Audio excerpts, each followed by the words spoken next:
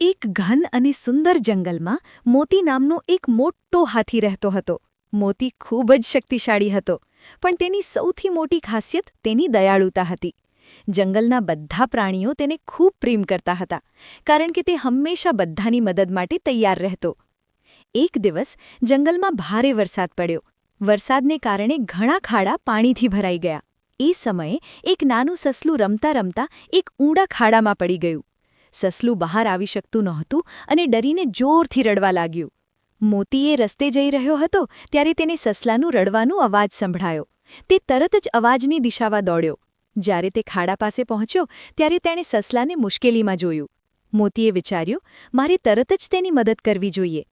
તેણે પોતાની લાંબી અને મજબૂત સૂંઢ ખાડામાં નાખી અને ધીમે ધીમે સસલાને બહાર કાઢ્યું.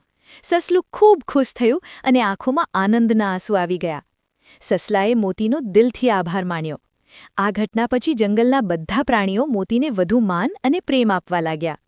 મોતીને પણ સમજાયું કે સાચી ખુશી બીજાને મદદ કરવામાં છે. શીખ: દયાળુતા અને મદદ કરવી એ જ સાચી મહાનતા છે.